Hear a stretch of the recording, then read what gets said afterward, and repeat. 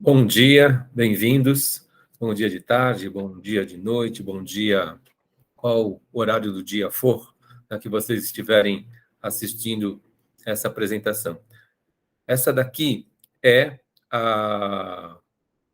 o resumo, da aula presencial de ontem, dia 27 de abril, para os colegas aí que não puderam participar. Então, é a nossa aula de gestão financeira. Bem-vindos. O tema da nossa aula é benchmarking, né? A gente começou na aula passada conversando sobre comunicação e a gente considera, que muito mais, do que estar preenchendo demonstrativos, é importante que a gente saiba comunicá-los. E basicamente é assim: eu posso escolher comunicar de forma difícil e dificultar a compreensão das pessoas que estão participando, ou a gente pode estar facilitando a vida daquelas pessoas que estão nos ouvindo e a comunicação ela pode ser melhor e fluir. É uma questão de política aí do gestor financeiro, de como que ele vai estar querendo comunicar, a sua gestão em finanças. E quero trazer para esse ponto, o foco da nossa aula de hoje, que é o benchmarking.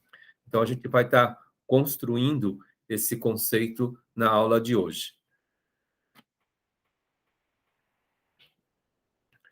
A gente vai construir esse significado, benchmarking. E, para isso, eu vou estar lançando esse slide aqui, que é o hands-on, que significa mão na massa. Toda vez que esse slide ele aparecer aí na tela de vocês, vocês se perguntem, se vocês sabem alguma coisa, se vocês têm algum conhecimento sobre aquele conceito. E no nosso caso, o conceito é benchmarking, que a gente vai estar trazendo aí para a vida do gestor financeiro, para que ele possa estar comunicando e sabendo aí dos significados, do para quê, por quê, para que a gente possa estar trabalhando aí o conceito benchmarking, por exemplo.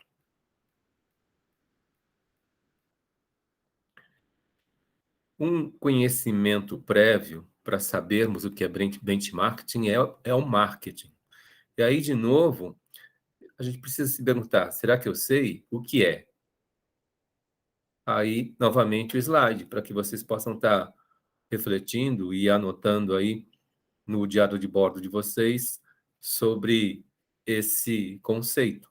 E vocês sabem o que é e como que a gente vai estar construindo esse conceito juntos. Então, se não tiver claro, é um conceito que a gente também vai trabalhar. E é necessário que a gente trabalhe para que a gente ataque o foco da nossa aula de hoje. Então, antes de responder, tem mais um pedaço aí para a construção do conceito marketing, que é o set minding ou mindset. Na aula de ontem, eu trabalhei o set minding, e bem no finalzinho da aula, eu fui perguntado sobre, eu conheço mindset, é a mesma coisa? E aí eu fui pesquisar. Quando a gente fala de uma coisa ou de outra, de novo vem aí o hands-on. Então, será que eu sei o que é? O que eu tenho nesse conceito? Em tese, as mediações, elas são muitas. A gente tinha na aula de ontem, no caso, o Oswaldo, que ele trabalha o encarte set mind, ou o mindset da Folha de São Paulo, por exemplo. Existem outros encartes de outras publicações, com outras denominações. E a gente se pergunta aí, será que eu sei o que é? Vamos começar a responder. Set minding. Set é configurar, configuração. Eu fiz associação na aula de ontem. Set de filmagem. A configuração do local onde a filmagem está sendo realizada. Nesse caso, set minding, a gente está falando da configuração da nossa mente. E existem pesquisas que tentam desenhar esse mapa dessa configuração para nós. Então, set minding, configuração de mente. E, na sequência, o minding set é mente configurada, ou, em outras palavras, como é que a nossa mente está configurada? Eu posso estar configurando a minha mente ou saber como que ela está configurada. Agora, com certeza, ela tem uma estrutura. E agora a gente sabe que existem aí vários pedaços que a gente conhece, que é do nosso estudo, da nossa aprendizagem, e esse é o mindset de cada um de nós aí.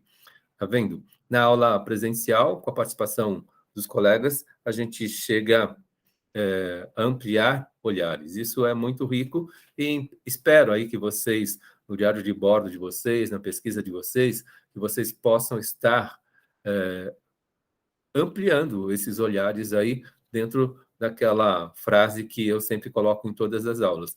Hoje ela vai aparecer de forma indireta aí o tempo todo, espero. Na sequência, falando de marketing, né? Se a gente fala do set minding e a gente fala do mindset, né? Como a nossa mente está configurada, o que o marketing pretende? Fixar marca. Nas publicações de set minding, a gente tem uma situação assim.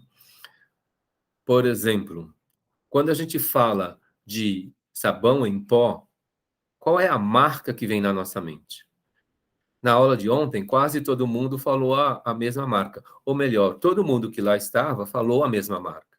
Então, no mindset das pessoas, como as mentes de cada um estão configuradas, em se tratando de sabão em pó, a marca era a mesma. Então, nas nossas mentes, o que está marcado é aquela marca. E o marketing ele tem esse objetivo, fixar marca. Um outro exemplo, que é a questão do tópico automóvel. Se a gente fala de automóvel, cada uma das pessoas que estavam presentes na aula de hoje, de ontem, comentou uma marca diferente. Nesse caso, não teve unanimidade. Então, não houve nenhuma marca predominante. Então, cada uma das pessoas que lá estavam falou uma marca diferente. Mas existe uma marca de automóvel que está na mente de cada um de nós. E isso pode ser parecido, pode ser semelhante, depende aí de cada um de nós. E o marketing, ele pretende isso, fixar marca. Falando de mindset ainda, existem algumas marcas que estão tão consolidadas que, para o produto, o nome da marca é sinônimo. Eu vou dar 2 exemplos aqui. Muita gente, em vez de falar cópia, ela fala Xerox. Então, Xerox virou, né, que é uma marca, um sinônimo de cópia. Um outro exemplo também, as pessoas, em vez de falarem fita adesiva, elas falam Durex, empresto Durex. Estão pedindo lá uma... Desculpem aí, o telefone tocou. Os imprevistos da nossa gravação em casa. Então, repetindo, em vez de falar fita adesiva, a pessoa fala sobre a marca Durex, que é uma marca que produz fitas adesivas, por exemplo. E a gente pode discorrer aí de várias formas, de várias situações, e a gente vai encontrar nas nossas mentes, no nosso mindset, a questão para cada tipo de produto, existe aí, de repente, uma marca que está fixada ou não, e uma configuração de mente que cada um de nós aí está construindo. Virando a página. Então, a gente pode falar do marketing corporativo e do marketing pessoal. Então, quando a gente fala do gestor financeiro, então, dentro da corporação, o departamento de finanças, ele precisa fixar uma marca. E nós, como gestores financeiros, também precisamos fixar uma marca. Quando a gente fala do marketing pessoal, é muito comum as pessoas, de repente, se apresentarem de uma forma que não marque posição, que não marque aquele momento da sua apresentação, né? Então, a gente precisa colocar dessa forma. E o nosso departamento de finanças também ele precisa marcar lá o seu momento, a sua situação e mostrar para que veio. O benchmarking, ele é o marketing comparativo, né? E a gente busca o quê? A questão, a gente prefere, né, chamar de buscar referências. Tem um erro aí na digitação, eu pensei que eu tinha arrumado, mas é marketing corporativo, comparativo. E a gente, de outra forma, quando a gente se utiliza do benchmarking, a gente está trabalhando o quê? Referências. A gente está buscando referências. Vou dar um exemplo. Eu trabalhei com uma pastelaria e essa pastelaria, ela usou uma famosa marca aí de fast food, e ao analisar essa marca, ela verificou que ela poderia estar trazendo para o dia a dia dela o atendimento rápido. Então, aquele protocolo, aquela formalização de como aquele fast food atendia as pessoas foi incorporado por aquela pastelaria. Então, ela fez um marketing comparativo, ela buscou uma referência num pedaço que foi a parte do atendimento e aí incorporou junto aquela pastelaria a forma de atender daquele concorrente, entre aspas. Um outro exemplo, eu também já trabalhei com uma rede de salão de belezas que analisou uma outra rede de salão de belezas. E, nesse estudo daquela rede de salão de belezas, o que se percebeu que a rede de referência, ela tinha um departamento de treinamento que fazia a diferença. Então, eles incorporaram aquela situação, aquele procedimento para a sua situação. Então, a gente também, enquanto profissionais, precisamos ter essas referências em vários aspectos, né? Então, é importante que, de posse de boas referências, de bons modelos, a gente possa estar trazendo isso para as nossas vidas profissionais. E, no nosso caso específico, para a nossa vida de profissional de finanças, no nosso exemplo. Mas acaba podendo ajudar a todo mundo que cá está, seja qual segmento de trabalho for. Mas nós, aqueles que queremos ser gestor financeiros, isso também precisa fazer parte, isso também precisa estar presente. Virando a página. Então, nós recebemos diversas e diversas influências. E num país chamado Brasil como o nosso, as influências elas são inúmeras. Para começar, a influência semita, né? Quando a gente fala de Ismael e de Isaac, a gente está falando daquela influência que é a judaico-islã, né? O Isaac, ele é judeu, Ismael, ele é árabe. E eles são dois filhos do mesmo pai, Abraão. E essa cultura judaico-islâmica, ela influencia por demais a nossa realidade Brasil. E quando a gente fala de finanças, o judeu, ele é uma referência. Então, a gente está impregnado dessa influência também. Isso são pedaços que cada um de nós aí precisa estar observando e verificando como que afeta o nosso procedimento e como que a gente pode trazer para o nosso dia a dia para potencializar aquilo que a gente quer, né? Aquilo que a gente pretende, as nossas metas, né? E as metas são pessoais, são de cada um.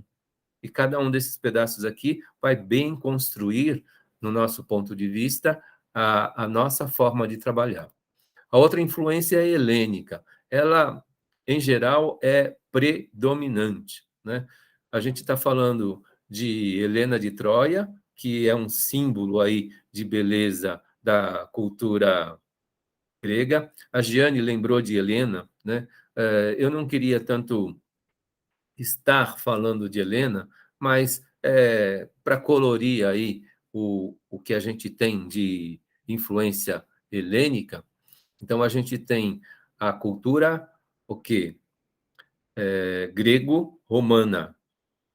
E a gente trouxe aí, principalmente, a estética da cultura greco-romana para o nosso dia a dia, para as coisas que a gente faz. E isso passa a ser referência, passa a ser modelo para os nossos trabalhos. Então, cultura semita, cultura helênica. Depois, a gente tem a cultura nativa, né? A nossa cultura nativa, ela esteve muito predominante até o final do século XVIII no Brasil. Praticamente, o Brasil não falava português. O Brasil falava a língua nativa. E essa língua, ela nos afeta até hoje. E quando a gente fala aí dos nativos do Brasil, tem dois aspectos aí que são muito importantes em relação ao construir da nossa língua, e o outro o índio, ele é uma pessoa que comemora. O nativo brasileiro, ele comemora quase que tudo, né? Isso eu aprendi de um padre missionário que esteve aí visitando várias tribos, né, no Brasil inteiro, e aí ele percebe como o nativo brasileiro ele celebra. E nós temos aí essa influência também. Depois, a cultura afro. A cultura afro, ela também nos afeta aí bastante. Então, a gente tem uma riqueza aqui, semita, helênica, nativo, afro, para falar de culturas aí. Então, o africano, ele é, por excelência, um contador de histórias. E a gente aprendeu isso, né? E a gente tem aí expoentes, né, dentro do Brasil, da cultura africana, dos negros brasileiros, que são, nossa, exímios contadores de história. E a gente aprendeu com eles, e a gente faz esse exercício muito bom.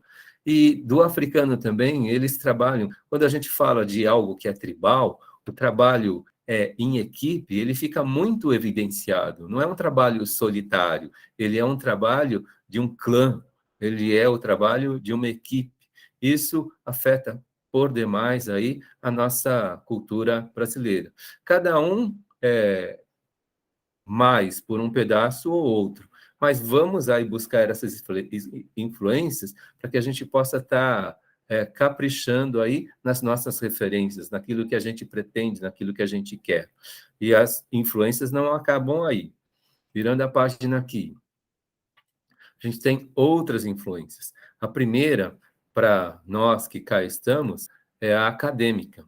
Estar nesse lugar, ele está impregnado de boas influências. No caso de vocês, em relação a mim, vocês têm aí a cada semestre a influência no mínimo de 4 professores, em 4 pedaços de área de conhecimento.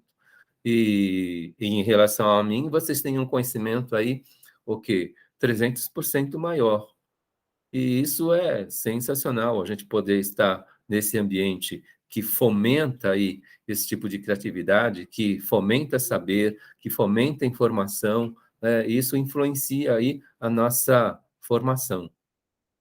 Depois, a influência religiosa. Querendo uma religião. Ou, se a gente não tem uma religião, a gente tem o quê? Algo que a gente acredita que está acima de. E isso passa a também referenciar as coisas que nós queremos. E é importante que a gente persiga as coisas nesse sentido. Então, existe algo que é superior. E isso ele pode estar influenciando o que nós fazemos de forma positiva. Isso, do meu ponto de vista, é fundamental.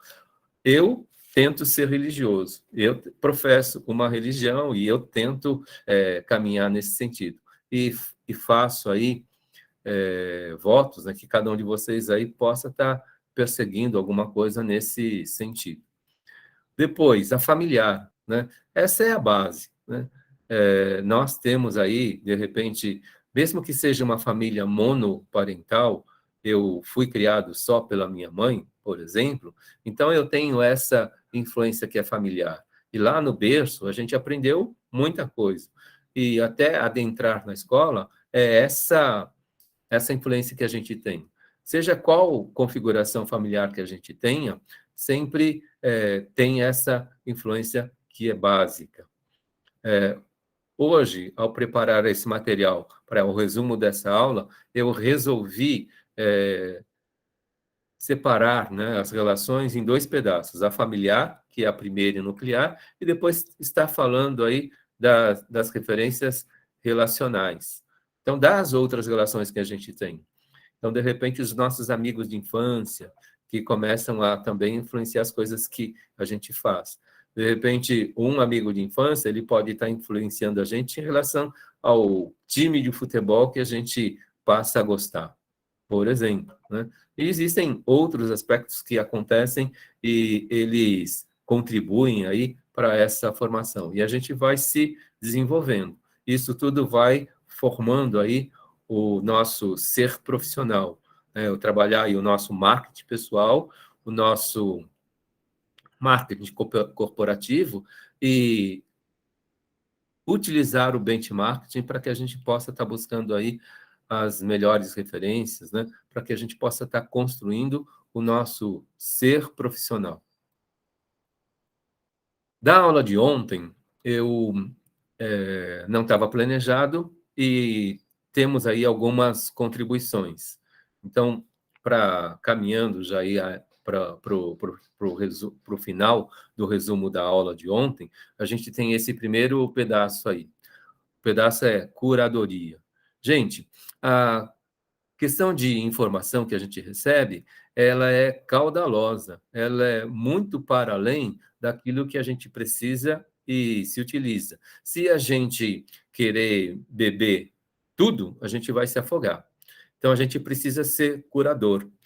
A gente precisa escolher exatamente aquilo que a gente quer. Eu não lembro dos números exatos, mas numa das exposições aí que tivemos de Picasso no Brasil, se não me engano, a última, o curador do museu recebeu 200 obras. E na hora que ele montou a exposição, na curadoria que ele fez, ele escolheu 74. Ele apresentou para o público 74 obras de Picasso, segundo uma curadoria que ele fez e segundo uma temática que ele observou, desenvolveu e apresentou para o público em geral. Quando a gente fala da nossa formação, cada um na sua meta precisa fazer a sua curadoria. A gente não pode se afogar no mar de informações. A gente precisa saber escolher aquelas informações que vão estar construindo aí e nos referenciando para as metas que cada um de nós temos, para as metas que cada um de nós queremos. Esse é um pedaço. Elas foram surgindo na aula de ontem de forma aleatória, e eu quis destacar esses aspectos aí em relação ao que surgiu ontem. Um outro aspecto é o subliminar, né? Então, do que é comunicado, existem comunicações que são feitas para nós de forma subliminar, e a gente precisa estar atento a isso, porque está escrito uma coisa, mas muitas vezes, além daquela coisa, existe outra que está querendo ser comunicado. Na origem do que eu conheço, quando começou aí o cinema no mundo, né, a Coca-Cola, a cada 24 quadros, ela colocava uma foto da Coca. Aí, quando a gente vê o filme, a gente não percebe aquela imagem, né? Mas a nossa mente capta aquela imagem. E terminando o filme, o pessoal saía do cinema com desejo de beber Coca-Cola, porque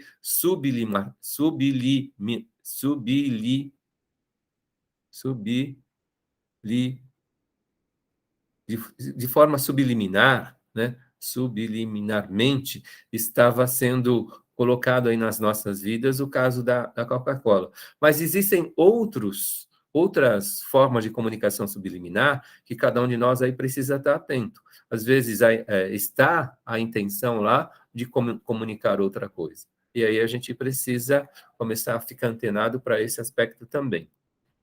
Network. Isso é a segunda cláusula no nosso contrato andragógico, E a nossa rede de relacionamentos de forma intencional, ela precisa ser desenvolvida profissionalmente. E nessa rede a gente se fortalece, né? A gente, tendo essa rede, a gente pode ter aí mais colocação em termos de mercado, e se o objetivo é finanças, então, nesse relacionamento, né, proativo, que é o network, a gente pode estar potencializando, inclusive, as nossas finanças. E o último pedacinho que surgiu ontem foi a questão da inferência, né? O subliminar, ele está escrito e a gente não percebe, mas ele está lá presente e escrito. A inferência não está escrita, mas ela também é comunicada. E a gente precisa aprender a ler, né, aquilo que não foi comunicado. Por exemplo, na matemática é mais fácil, quando a gente fala de 14% das pessoas empregadas, então a gente pode inferir que 86% da população está trabalhando. Isso é uma forma de a gente inferir. Dentro da matemática, principalmente na estatística, né, a estatística inferencial, ela faz muito isso. Alguns números são publicados, mas tem aquilo que também não é publicado, mas ele pode ser lido. Então, quando a gente infere, a gente lê o que não está escrito. Então, esses aspectos aqui surgiram aí na aula de ontem. Eu considerei por bem, né, dentro do que estava planejado, trazer e colocar esses 4 pontos para vocês. Vamos lá, acho que é isso. Então,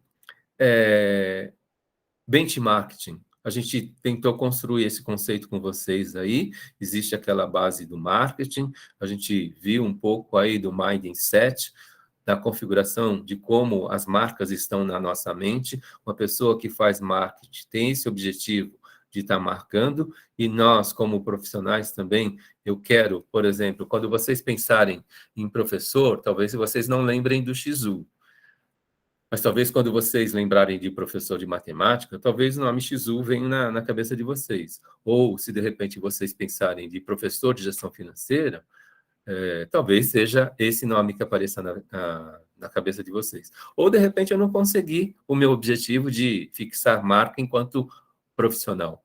E na área de finanças é a mesma coisa, né? Então, quando a gente faz benchmark, a gente está buscando essas referências que agreguem valor para as nossas vidas, né?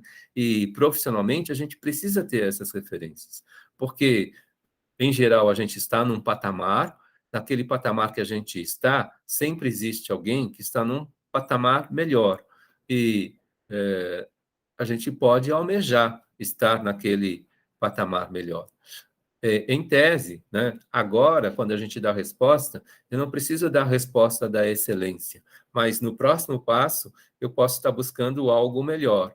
E, aos poucos, a gente vai trazendo a excelência para as nossas vidas. Vamos lá. Acho que é isso. Isso conclui o trabalho de hoje. Esse era o foco, esse significado que a gente tentou construir com vocês. Como eu sempre coloco, né? Tudo que foi colocado aqui para vocês são palavras-chave, são palavras aí que, do meu modo de entender, vai facilitar aí o dia a dia e a vida de vocês. E, com certeza, cada um de vocês, naquilo que pretende, para as metas que vocês têm, é necessário que vocês aprofundem, né? Algo que foi comentado na aula de ontem também. Então, a gente precisa, no mínimo, 2 argumentações, né? Não basta uma só. Geralmente, um argumento só, ele é vazio. Mas, pelo menos, 2 argumentos, ele potencializa o que a gente quer. Agora, para qualquer conceito, eu posso ter a questão do ponto e do contraponto. E depois também do em termos. Ou, falando em outras palavras, eu posso ter a defesa, o ataque e o meio de campo. Ou, de um outro jeito ainda, eu posso estar tendo o aspecto da pessoa que defende o conceito, da pessoa que ataca o conceito, ou das pessoas que hibridizam aí, elas procuram agregar valores do ponto e do contraponto. E aqui a gente trouxe para vocês um monte de palavras-chave, e que vocês possam estar ruminando isso e agregando valor aí para a vida de vocês. Virando a página, na próxima aula, o assunto é aposentadoria.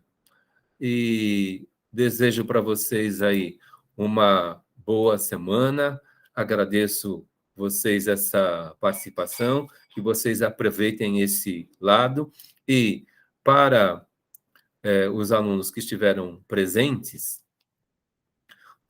existe uma lista de exercício que eu vou subir. Essa lista de exercício pode ser para fixação. E para os alunos que não puderam comparecer, a lista de exercícios vai ser a atividade EAD, para justificar a presença de vocês na aula de ontem. Além de estar assistindo esse vídeo, vocês vão colocar o nome de vocês e a turma de vocês prestigiando o meu canal de YouTube lá, por onde eu vou subir. Vai estar no Que Mágico, sim, com certeza, mas eu vou subir esse vídeo também lá no canal do YouTube. Vocês coloquem nome e turma. E dessa forma, eu vou formalizar, junto ao ver o filme e atividade EAD entregue, a presença da aula de ontem. Então, muito obrigado. Vocês têm aí o meu nome, tem aquele meu e-mail de contato, e esse trabalho nosso aqui é pela Faculdade Flamingo. Muito obrigado, boa semana, encerrando.